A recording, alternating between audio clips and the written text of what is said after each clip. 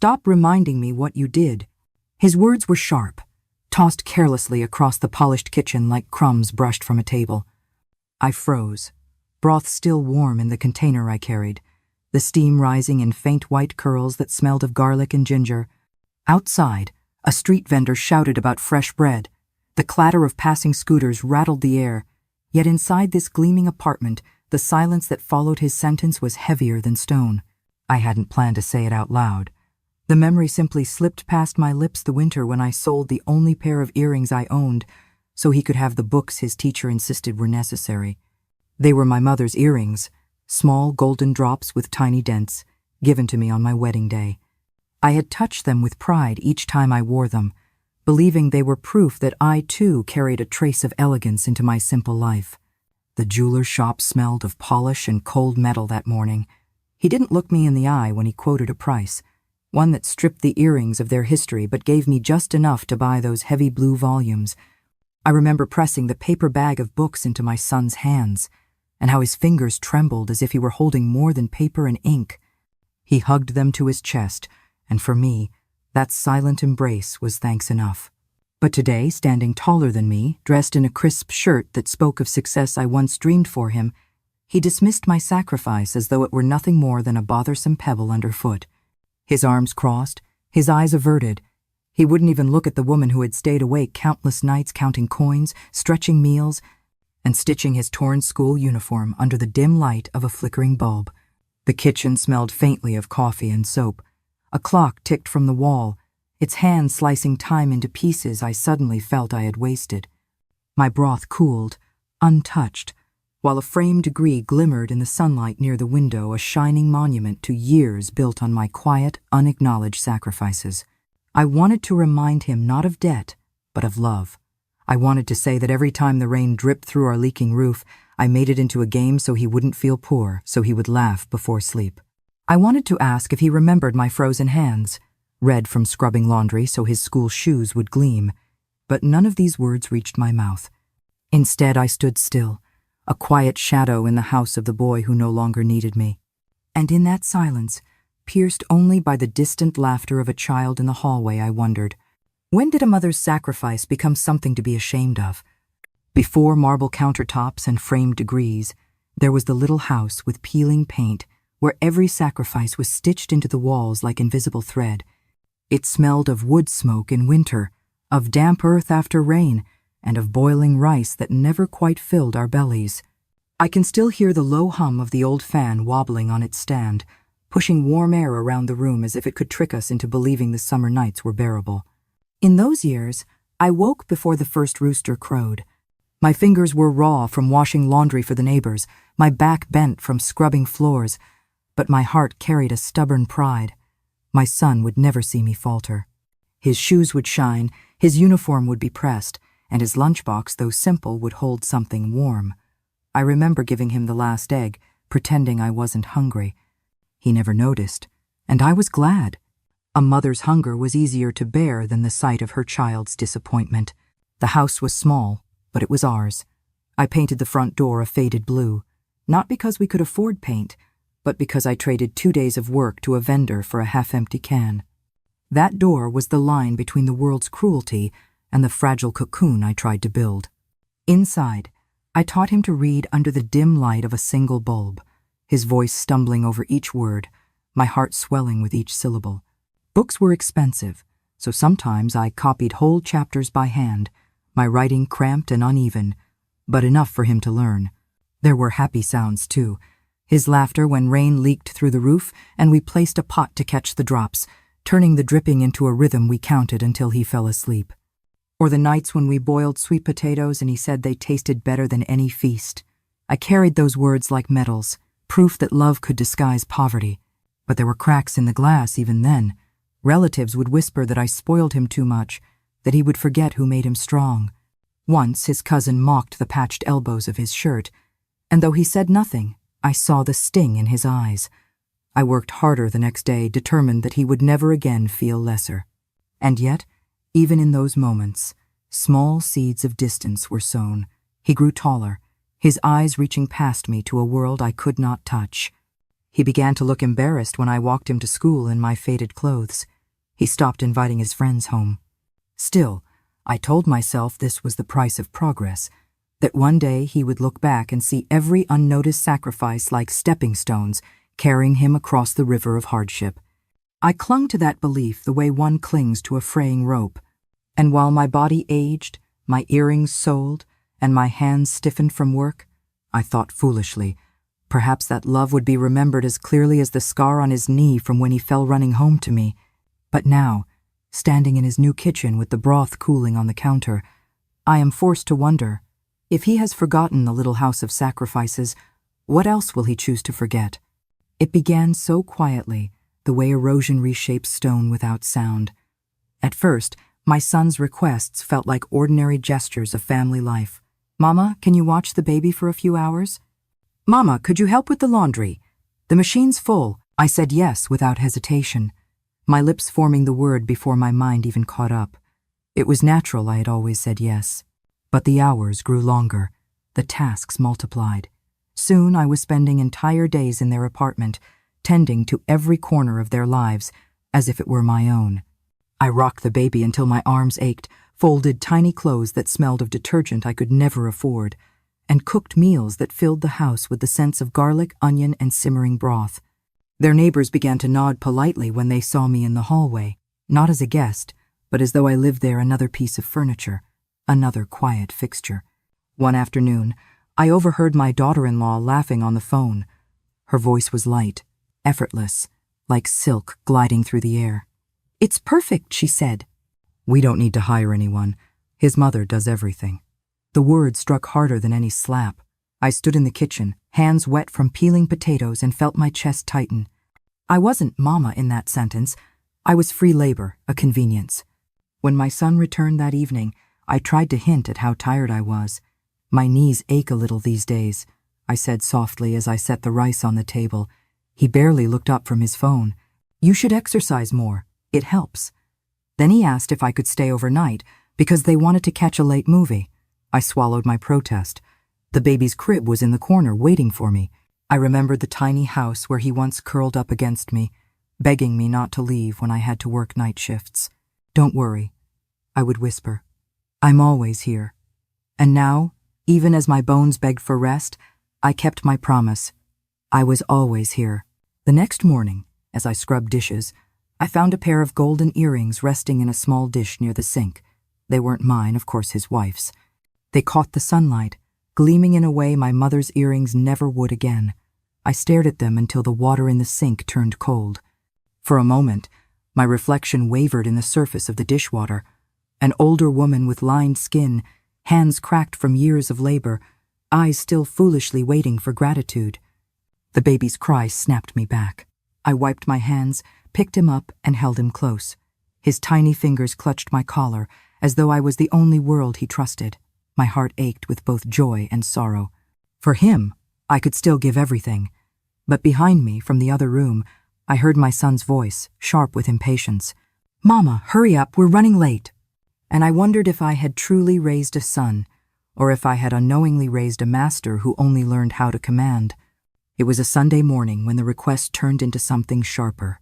My son sat at the dining table, scrolling on his phone while his wife adjusted her earrings in a mirror by the door. "Mama," he said without looking at me, "we need a little help this month. Just a small loan, you understand." His tone was casual, but underneath it lay an assumption, as if my savings were simply another account he could withdraw from whenever he pleased. I felt my stomach twist. My savings, such as they were, came from years of stitching for neighbors, from selling vegetables at the corner market, from choosing not to buy new shoes so I could put away a few more notes into the tin box beneath my bed. That money was my safety net, my tiny shield against illness or hunger. Yet when he asked, I heard myself say yes. The words slipped out like breath, weak and automatic. The following week, I noticed changes in the household. New shoes by the door, leather gleaming, a sleek stroller for the baby more expensive than anything I had ever owned. When I asked timidly if the money had gone toward bills or debts, my daughter-in-law laughed. "Oh, Mama, don't worry yourself. It's all under control." Her laughter was smooth, practiced, but her eyes carried something harder, a glint of superiority, as if she had won a small battle. One evening, I walked into the kitchen to prepare dinner and found a receipt on the counter. A restaurant bill longer than my arm, filled with dishes whose names I couldn't even pronounce. The total was more than what I had given them. My heart sank, and I clutched the paper as though it might explain itself. But when I asked, my son frowned, irritated. "Why are you snooping, Mama? Can't you just trust us?" His wife smirked and slid the receipt into the trash. That night, I lay awake in their guest room, staring at the ceiling where shadows stretched across the plaster. The baby's soft breathing came from the crib beside me, steady and innocent. I reached out to rest my hand on his tiny back, as if touching him could steady my racing thoughts. Memories crowded in of the nights I skipped dinner so my son could eat, of the time I pawned my shawl to buy him exam fees, of how I once held him through a fever so high I thought I might lose him. And now, decades later, he spoke to me as though I were an obstacle, an intruder in his bright, modern life. The next morning, my daughter-in-law handed me a grocery list longer than usual. "Can you cover these this week, Mama? We're stretched thin." She slipped the list into my hand without meeting my eyes, as if the matter was already decided. I stared at the paper, at the endless rows of items: imported milk, specialty rice, bottles of wine, and something in me quivered. I had once believed love was repayment enough, that a son's success was worth any sacrifice. But standing there, clutching that list, I felt like a servant holding instructions from her employers. And when my son kissed his wife's cheek, thanked her for managing everything, and walked past me without a word, a question lodged itself in my chest like a thorn. Had I raised a child who only learned how to take? The first real crack came after my surgery. My knees had grown weak over the years, bending and straightening until the cartilage frayed like an old rope. The doctor finally said it plain: "If we don't operate now, you may never walk properly again." I smiled faintly, nodded, and signed the paper. My son wasn't there that day. He had a business trip, or so his wife said. I told myself not to mind. I had always managed alone. The hospital smelled of disinfectant and boiled rice from the trays that clattered down the hall. I counted the tiles on the ceiling above my bed, whispering prayers into the hum of the machines. Nurses came and went, kind but hurried. My roommate, an old widow, murmured in her sleep. When the pain flared, I bit my lip and thought of the evenings I had carried my boy on my back across flooded streets, water rising to my thighs. If I could survive that, I could survive this. When I was finally discharged, a nurse wheeled me to the lobby. I clutched a small bag of medicine, my hands trembling not from pain but from the weight of fear. Would anyone come? At last my son appeared, brisk and distracted, his shirt crisp, his phone buzzing. His wife waited by the car, tapping her heel impatiently. The drive home was silent except for the rumble of traffic. I tried to thank him for coming, but he only said, "Rest quickly, Mama. We're busy these days." His words cut deeper than the stitches in my knee. When we reached their apartment, I shuffled inside, leaning on a cane. I expected warmth, perhaps a little corner prepared for me to recover. Instead, the living room was cluttered with shopping bags, the smell of new leather and perfume filling the air. They had been out while I lay in that hospital bed, buying, spending, celebrating. I lowered myself onto the sofa, my knee screaming, and looked around. The baby's toys scattered across the floor, untouched. My broth pot from weeks ago still sat on the counter, dusty and forgotten. My son spoke quickly as though rehearsed. "Mama, it's better if you stay here a few days. You can help with the baby while you're recovering." Help? I had just been cut open, stitched back together. My body begged for rest, but already they were placing new burdens on me. His wife added, "It'll keep you active. Good for recovery." Her smile was tight, her eyes sharp. That night, I woke to the baby's cries.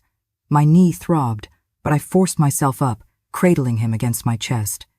The window was cracked open, letting in the chill of the night and the faint smell of rain-soaked asphalt. I swayed gently, humming the same lullaby I used to sing to my son. He settled, his breath soft against my neck. In that quiet moment, I almost convinced myself everything was worth it. But then from the bedroom I heard laughter. My son and his wife talking late into the night, carefree, unconcerned with the woman limping in the dark. And in that laughter, I realized something. My sacrifices had not built a bridge between us. They had built a wall, one that now shut me out. Recovery was supposed to mean rest, but for me, it became a new kind of labor. Each morning I rose before the sun, my knees stiff and throbbing, to prepare bottles for the baby and fold laundry piled high in baskets. My cane tapped against the floor like a reminder of my fragility, but no one seemed to notice. Or perhaps they noticed and simply chose not to care. One afternoon, while tidying the dining table, I found a folder carelessly left behind, its edge poked out from under a stack of magazines. I don't know why my hands reached for it, perhaps habit, perhaps fate. The paper inside bore my name, printed neatly in black ink, alongside legal terms I struggled to understand. Something about property, transfer, signatures. My heart stuttered, and for a moment the room tilted. I set the folder down quickly, afraid that even touching it had crossed some invisible line. When my son returned home that evening, I asked gently, "What is this paper, dear?" He looked at me sharply, then softened his voice in a way that felt rehearsed. "Oh, nothing, Mama. Just standard documents. Don't trouble yourself with these things." He slid the folder from my reach with a smile too quick, too thin. His wife entered then, her eyes flicking between us, and I saw the shadow of warning in her glance. That night, lying in the guest bed, I replayed every odd moment of the past months.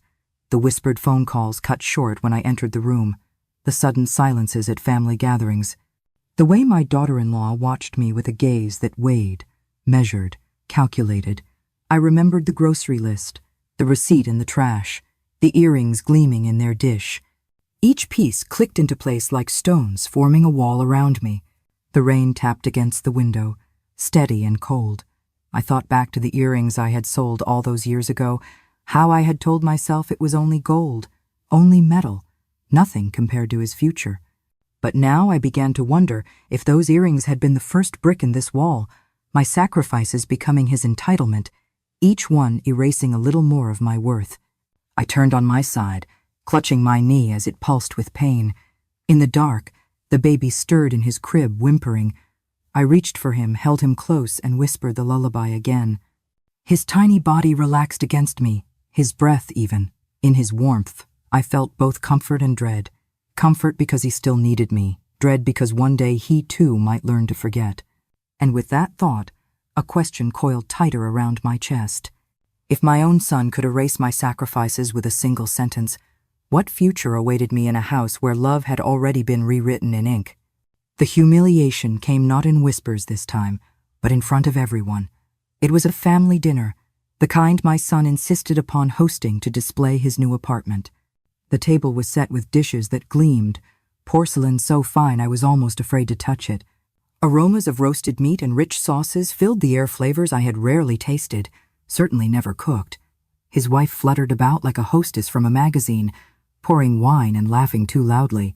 I stood in the kitchen doorway, wiping my hands on a towel, ready to bring out the last tray of food. My knee ached from hours on my feet, but I smiled faintly, proud that everything looked perfect. Perhaps tonight, I thought, my son would remember who taught him the meaning of a meal shared with love. Then it happened. One of his colleagues, a tall man with slick hair and a booming voice, asked casually, "And who prepared all of this? A caterer?" My daughter-in-law laughed lightly. No caterer.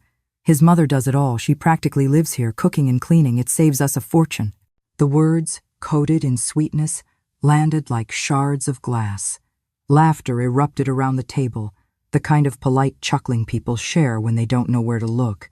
I froze in the doorway, tray in hand, the steam rising into my face as though trying to shield me. My son glanced at me, then quickly looked away, as if embarrassed by my presence. Not once did he say thank you. Not once did he correct his wife. I set the tray down with trembling fingers. My heart pounded so loudly I thought everyone must hear it above the clinking glasses. For a moment, the room blurred the bright chandelier lights, the polished smiles, the scent of wine, and all I saw was the memory of him as a boy, grinning at the pot of sweet potatoes I had roasted, telling me they tasted better than any feast. Someone at the table turned to me and asked, half joking, "So you're their full-time maid?" My son chuckled awkwardly, scratching his neck, but he did not defend me. His silence roared louder than mockery. I excused myself before tears betrayed me. In the bathroom, I gripped the sink, the porcelain cool under my palms, and stared at my reflection. The woman in the mirror looked small, her hair streaked with gray, her eyes rimmed with fatigue. Not a guest of honor, not a mother to be respected. A servant. When I returned, the laughter at the table had moved on, the conversation flowing without me as if I were invisible. I sat quietly, spooning rice onto my plate though my stomach churned. The food I had prepared with aching hands tasted of nothing, and as the evening dragged on, a thought lodged itself deeper than ever before. Perhaps in my son's house, I was not a mother at all, only the shadow of one, useful until the last ember of my strength burned out. A week after that dinner, another wound was carved into me, not with words this time, but with silence and wood and metal.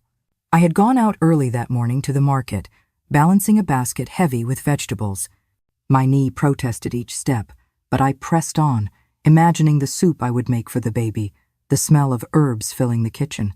By the time I reached their apartment, sweat trickled down my back despite the cool air.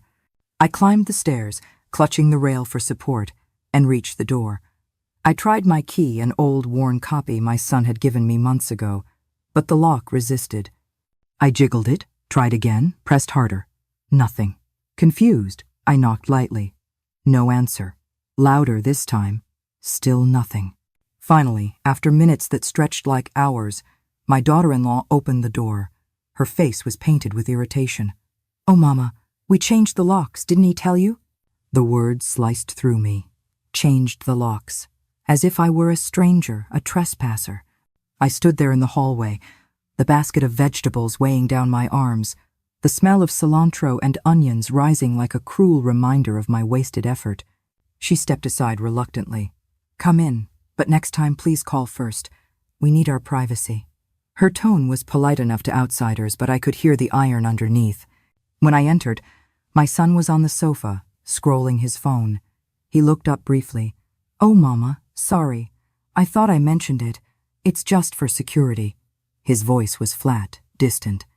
No explanation, no apology that reached his eyes. I wanted to scream, to demand why a mother needed permission to enter the home she had kept afloat with her sacrifices. Instead, I lowered my gaze, my cheeks burning, and set the basket on the counter. My hands shook as I unpacked the vegetables, the green leaves blurring through my tears.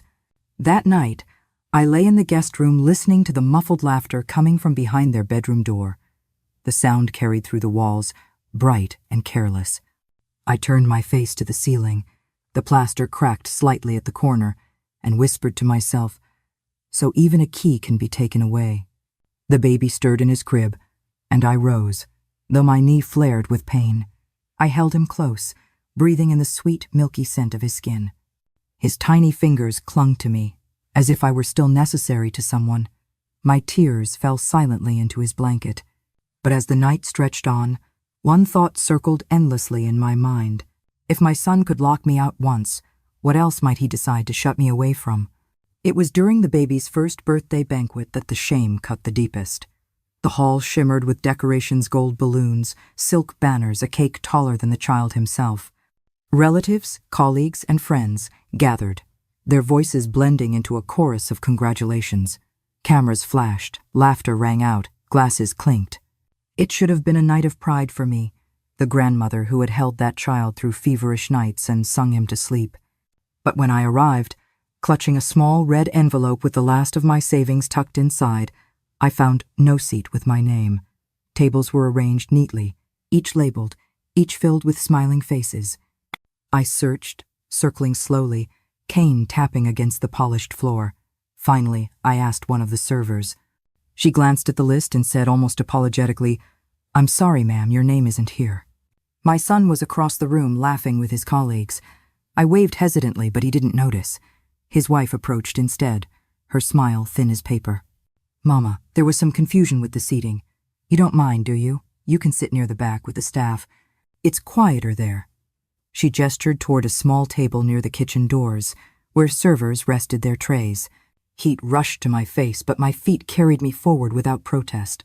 I sat among strangers, the clatter of dishes and the slam of swinging kitchen doors drowning out the speeches and music. From my corner, I watched as my son lifted his child in the air, the cameras capturing every joyful angle. The guests clapped, the baby cried, and my son's wife leaned into him, radiant. Not once did anyone turn to acknowledge me.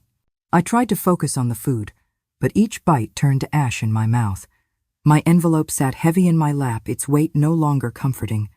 I thought of all the birthdays I had celebrated for my boy cakes baked from scraps, candles made from cut-down wax, songs sung off-key but full of love. And now here I was, invisible at the edge of his celebration. When the evening ended, guests spilled out into the night, their laughter echoing. My son finally approached me, distracted, his tie loosened. "Mama, did you eat? Sorry I didn't get to sit with you. You know how busy these things are." His words skimmed the surface, shallow, careless. Before I could answer, he was pulled away by another guest. I left quietly, stepping into the cool night air. The neon lights of the city blinked above me, casting long shadows on the pavement. My cane clicked against the stones as I walked, each step heavier than the last. And in that lonely walk back to my small rented room, I asked myself a question that clawed at my chest. How does a mother become a stranger at her own grandchild's table? Not long after the banquet, another truth began to surface, one that made my heart tremble in ways no insult ever had. I returned to my own small rented room late one evening, the city's neon lights still buzzing in my eyes. My knees ached, and I longed only for the comfort of my narrow bed. But when I opened the wooden box beneath it, the box where I had always kept my savings, I found it almost empty.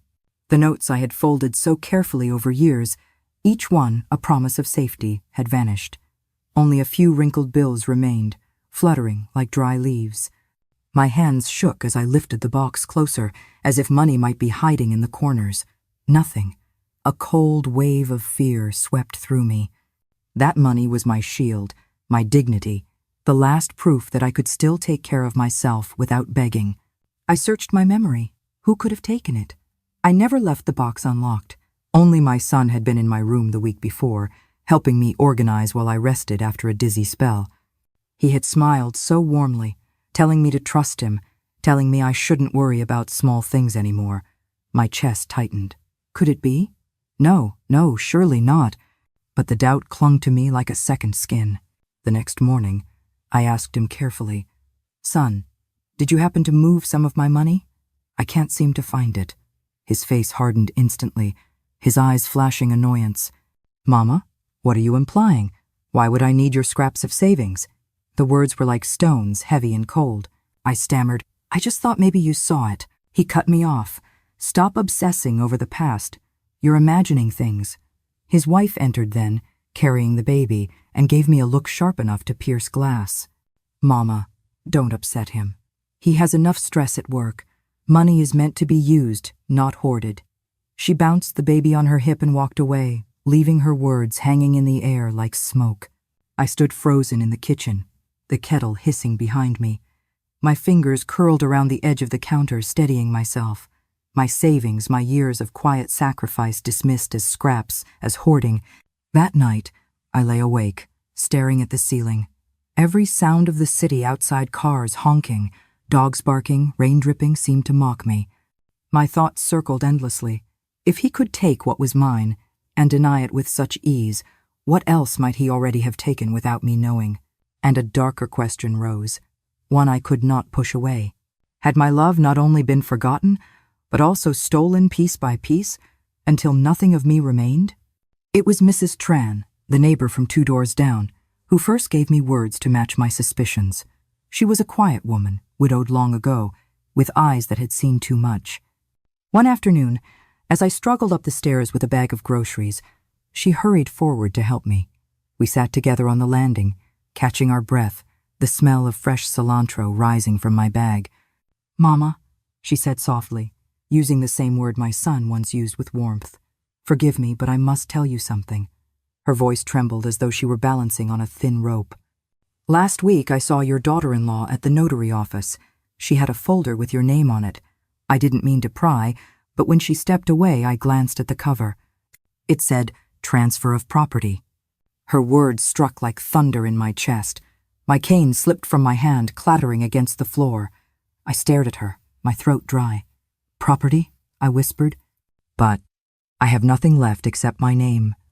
Mrs. Tran placed her wrinkled hand over mine. "That's why I worried. Your name, your signature, it is powerful more than you realize." I thanked her, though my voice cracked. The climb up the last few steps felt endless, my legs weak as water. Inside my room, I locked the door and opened my wooden box again, though I knew it was nearly empty. My eyes traced the cracks in the walls, the faded paint, the place I had called home after leaving everything else behind. Could they really be planning to strip even this away? That evening, when my son visited, I watched him more carefully than ever. He sat casually, sipping tea, the baby playing at his feet. His smile was smooth, his words light, but I noticed how he avoided my eyes. When he reached into his briefcase, I glimpsed a stack of documents, neatly clipped, my name visible in the corner of one. My stomach twisted, my fingers cold. I wanted to ask. I wanted to demand the truth, but the words caught in my throat, lodged like stones. Instead, I poured him another cup of tea with hands that trembled. He thanked me absently, already back on his phone. That night I could not sleep. Rain pattered against the window, steady, relentless, like fingers tapping a warning. I turned over every moment in my mind, the missing savings, the changed locks, the receipt in the trash, the folder on the table, now this whisper from a neighbor. All the fragments aligned, pointing to something I dreaded to believe. As the baby stirred in his crib beside me, I whispered to the shadows, "If my son is truly the one chiseling away at what little I have left, how do I protect myself from the very life I created?" The truth arrived not in whispers this time, but in black ink on white paper. It was a Monday morning when a letter came, delivered by a clerk in a stiff uniform. He asked for me by name, his tone clipped and official. My hands shook as I took the envelope, the paper thick and heavy, carrying the weight of something I did not want to open. When I tore it carefully along the edge, a document slid out legal, stamped, undeniable. At the top, bold letters declared, "Transfer of property."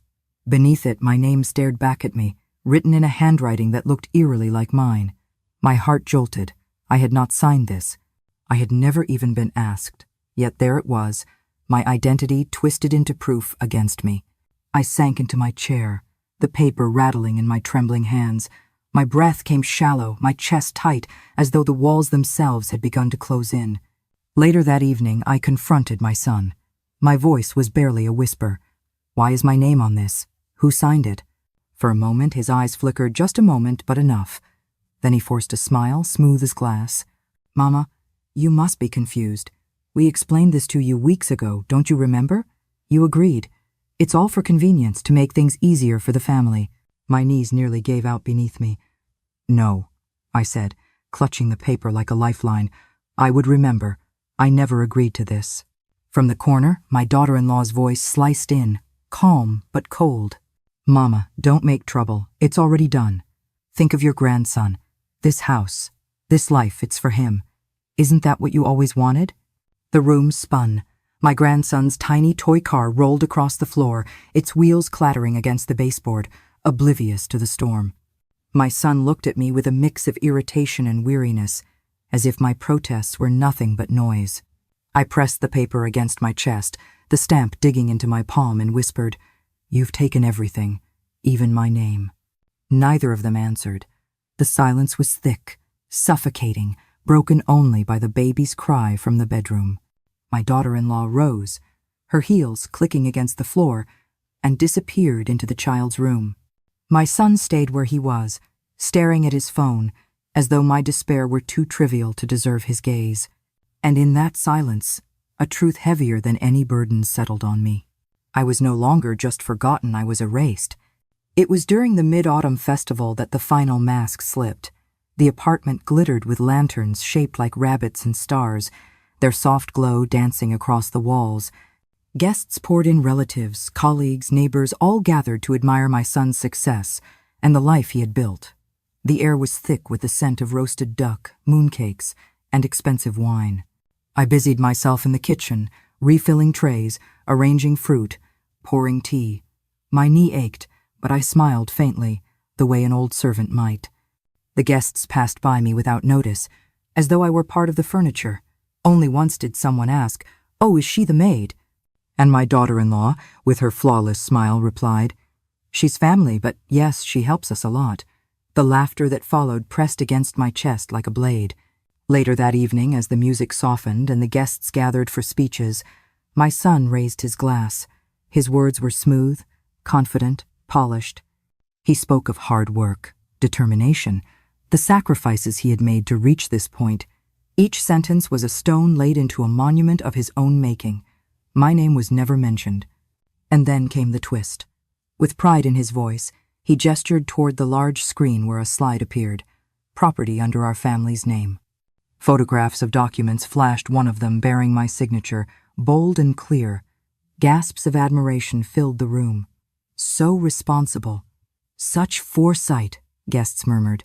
I felt the blood drain from my face. The paper I had never signed paraded now as proof of his virtue. My stomach twisted. My hands trembled so violently I nearly dropped the tray I was holding. In that moment, before everyone, I wanted to cry out the truth, to tell them I had been tricked, erased, stripped of even my last dignity. But when I opened my mouth, no sound came. My son's eyes met mine across the room, sharp and warning. His smile never wavered, but in that silent exchange he told me everything. "Be quiet. Do not shame me here." The applause thundered. Glasses clinked. My grandson toddled across the floor, his laughter high and pure, unaware of the darkness spilling around him. I stood frozen, a shadow among the light, my throat burning with unshed words. And in that crowded room, surrounded by celebration, I had never felt more utterly alone. The world now believed the lie, and my silence sealed it. The night after the festival, I could not sleep. The lanterns still glowed faintly in the street below, their light flickering against the window like restless ghosts. My hands ached from carrying trays, my throat from holding back the scream that wanted to tear free when I saw my forged signature displayed before everyone. The next morning, I gathered what courage I had left and went to my son's office. His secretary hesitated before letting me in, her eyes flicking with pity I did not want. He looked up from behind his sleek desk, the city skyline shining behind him.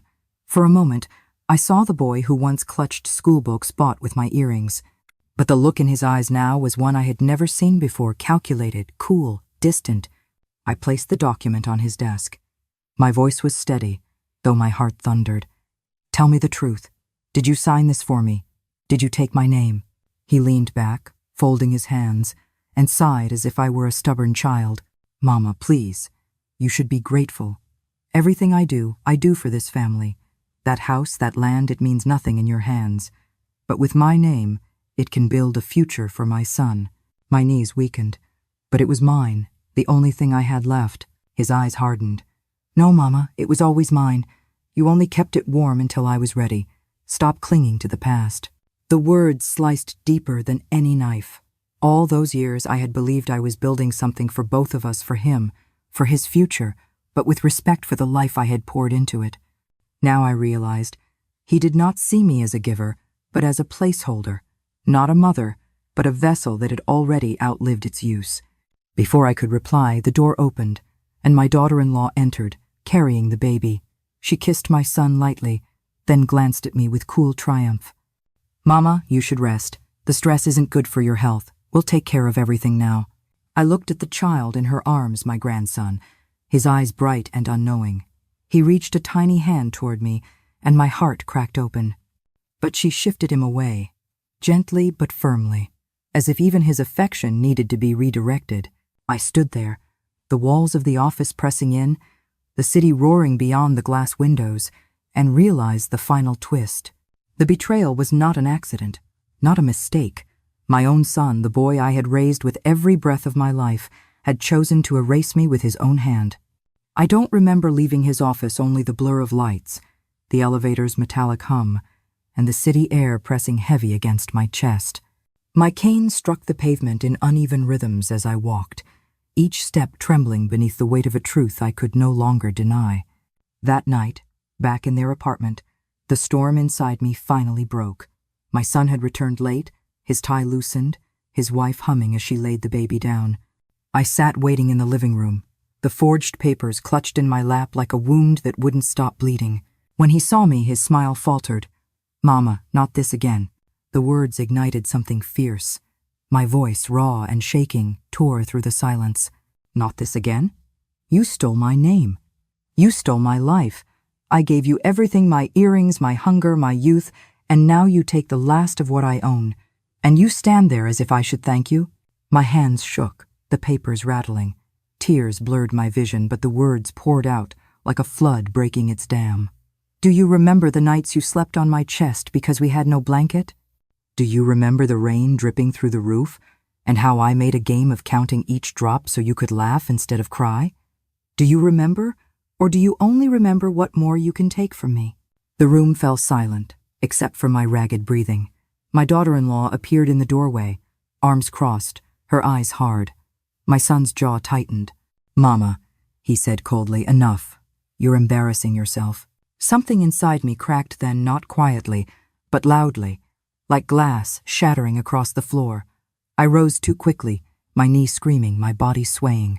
For a moment I thought I would fall, but I steadied myself, my cane clutched like a weapon, and met his eyes with a fury I had never dared before. "You may erase my name on paper," I whispered, voice low and trembling. "But you cannot erase the truth of what I have done for you, and one day, you will carry this shame heavier than I carry this cane."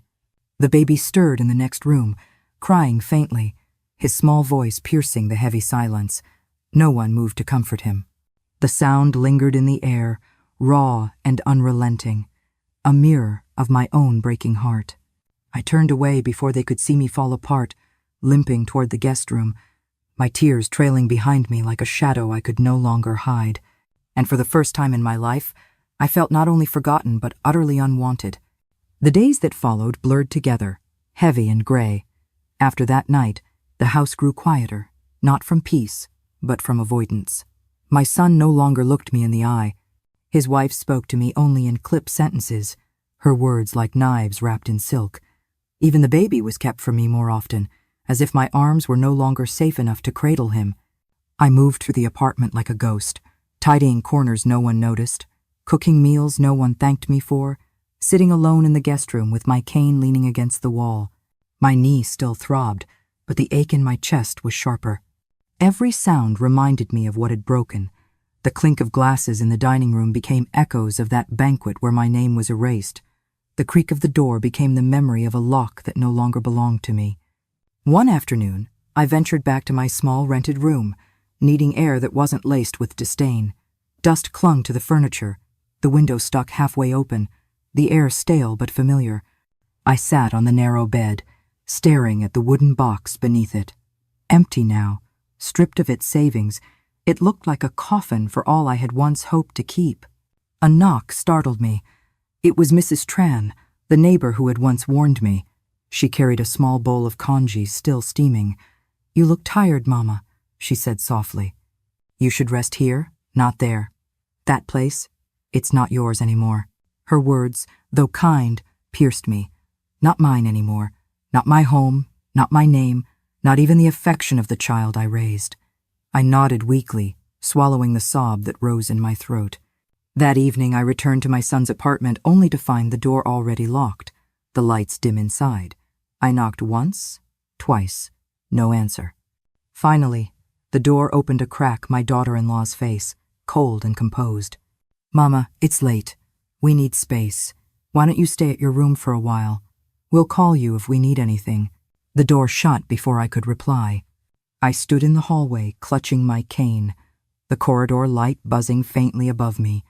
The silence pressed in, thicker than the night air. For a moment, I thought of forcing the door, of demanding my place, but my strength drained away, leaving only weariness. Slowly, step by step, I turned back toward the stairs. The city hummed below, indifferent. I walked into the dark, the echo of my cane tapping against the floor sounding less like rhythm and more like farewell. And in that hollow walk, I felt it fully. I had not just lost a house or money or even a name. I had lost the place where a mother belongs. Winter crept in slowly, carried on winds that rattled windows and slid under doors. I sat alone in my rented room, the walls bare, the wooden floor cold beneath my feet. My cane rested against the table, and beside it an old photo of my son as a boy, his smile wide, his eyes shining with dreams I had once believed in. Dust gathered on the frame, but I could not bring myself to wipe it clean. On the night of the Lunar New Year, laughter floated in from the street below. Families gathered, firecrackers snapped in the distance, children shouted with delight. I thought of my grandson dressed in new clothes, running from one relative to another, his tiny hands full of sweets. I imagined the long banquet table in my son's home, laden with food, each seat filled with warmth except for one, mine. The broth I had cooked for myself simmered quietly on the stove, thin and plain. I carried the bowl to the small table, set it down before the empty chair across from me, and stared at it as though someone might appear. But the silence answered, unbroken. I lifted a spoonful, but before it touched my lips, tears blurred my vision. I thought of the earrings I had sold, the nights I had gone hungry, the papers that bore my stolen name. I thought of how love had been rewritten into obligation, and obligation into erasure. My chest ached with a loneliness so heavy it felt like another body pressing me down. Then the phone buzzed. My heart leapt, but it was only a notification from the bank, confirming that the account under my name had been closed. I stared at the screen until the letters blurred. Even the system now agreed. I no longer existed in the world I had built. Outside, fireworks bloomed in the sky, their colors bright against the dark. I stepped to the window, the glass fogging with my breath. Families embraced on the sidewalks. Children pointed upward in wonder. I pressed my hand to the cold glass, whispering words no one could hear. Will anyone remember me as a mother? Or only as a name erased from paper? The fireworks cracked louder, drowning my voice. In the reflection on the glass, I saw only an old woman with tired eyes, her chair behind her still empty. And as the night sky burned with fleeting light, the question remained unanswered. The story did not end because they had already written me out of it.